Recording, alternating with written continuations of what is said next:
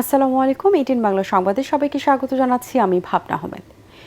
সময়মতো শিশুদের হামিদ টিকা না দেওয়া বিগত দুই সরকারের ক্ষমাহীন অপরাধ বলে মন্তব্য করেছেন প্রধানমন্ত্রী তারেক রহমান। বর্তমান সরকার টিকা দেওয়া সহ প্রয়োজনীয় পদক্ষেপ নেওয়ার পরিস্থিতির কিছুটা উন্নতি হচ্ছে বলে দাবি করেন তিনি। রাজধানীর ওসমানী স্মৃতি মিলনায়তনে সারা দেশের উপজেলা স্বাস্থ্য ও পরিবার পরিকল্পনা কর্মকর্তাদের সম্মেলনে এসব কথা বলেন প্রধানমন্ত্রী। বিস্তারিত মইনুল আহসানের রিপোর্ট। সম্মানিত সুধী, তৃণমূল পর্যায়ে স্বাস্থ্য সেবা নিশ্চিত করার মূল চালিকা শক্তি উপজেলা স্বাস্থ্য ও পরিবার পরিকল্পনা কর্মকর্তাদের সম্মেলনে যোগ দেন প্রধানমন্ত্রী তারেক রহমান। রাজধানীর ওসমানী স্মৃতি মিলনায়তনে প্রধানমন্ত্রীর উদ্যোগে আয়োজিত সম্মেলনে অংশ নেন সারা দেশ থেকে আসা চিকিৎসকরা।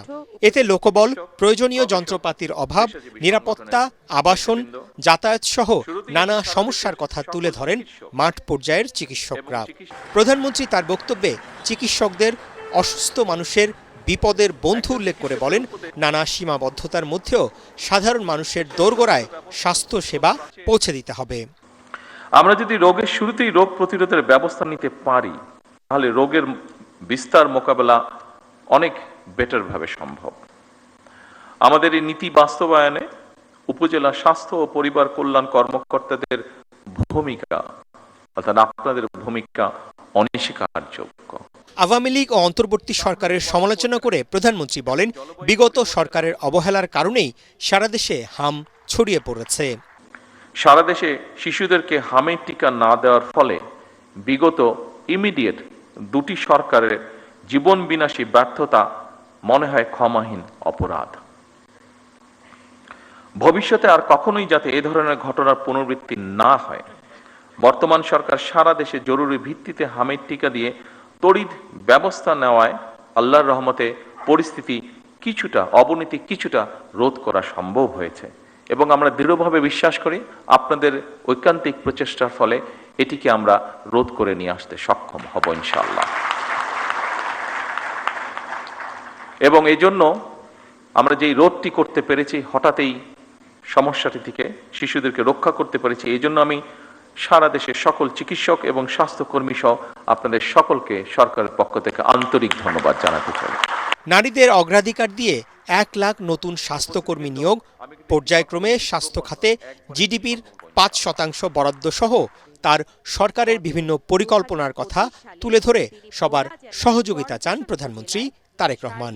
এ সময় উপজেলায় সমন্বিত উন্নত সেবা, মাতৃস্বাস্থ্য ও প্রসূতি সেবা প্রদান, সেবা গ্রহীতার সংখ্যা বৃদ্ধি, জরুরি চিকিৎসা সেবা নিশ্চিত করা সহ বিশেষ অবদান রাখায় 6 জন চিকিৎসককে পুরস্কৃত করা হয়।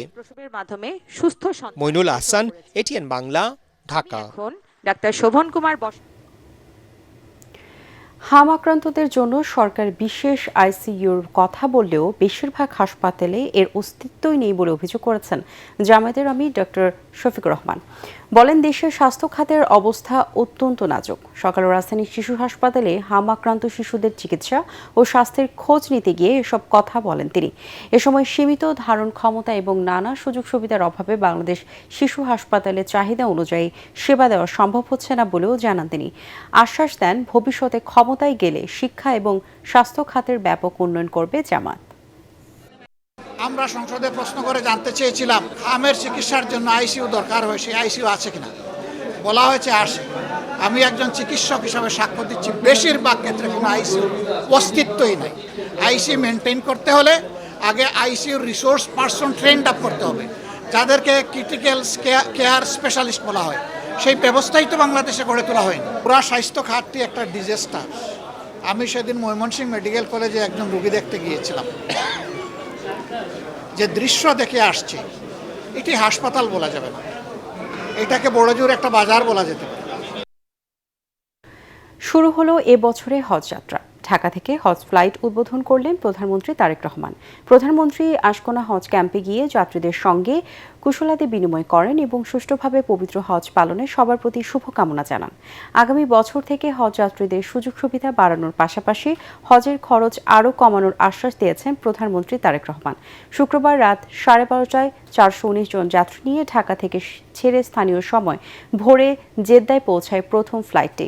বাংলাদেশ বিমানের হজ ফ্লাইটটি স্থানীয় সময় ভোর 4:20 কিং আব্দুল আজিজ আন্তর্জাতিক বিমানবন্দরে পৌঁছালে হজ যাত্রীদের স্বাগত জানান সৌদিতে নিযুক্ত বাংলাদেশের রাষ্ট্রদূত দেলোয়ার হোসেন এবং কাউন্সিলর কামরুল ইসলাম। এ সময় যাত্রীদের ফুল দিয়ে শুভেচ্ছা জানান তারা। হজ যাত্রীদের হাতে তুলে দেওয়া হয় রিফ্রেশমেন্ট কিট।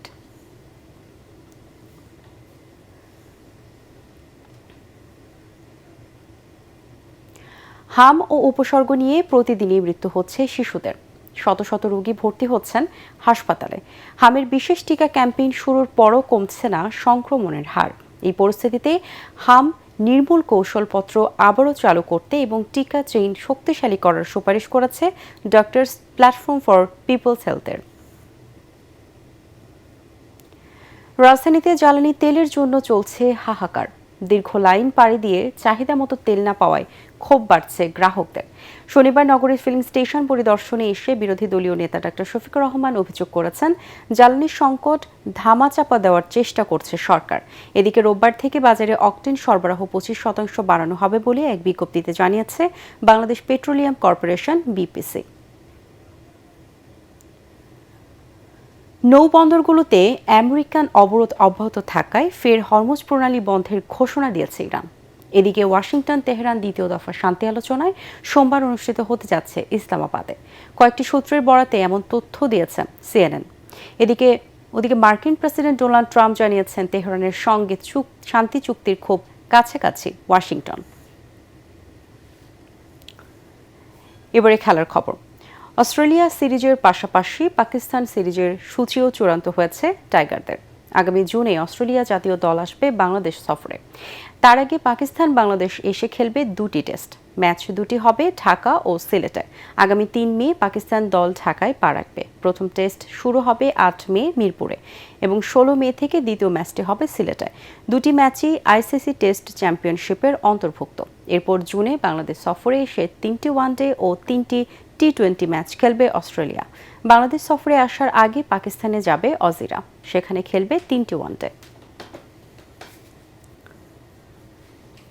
পরবর্তী সংবাদ দেখার আমন্ত্রণ জানিয়ে এখনকার মতো শেষ করছি। এটিএন বাংলা সংবাদ ইউটিউবে দেখতে ব্রাউজ করুন, youtube/ATN বাংলা নিউজ। ধন্যবাদ সবাইকে।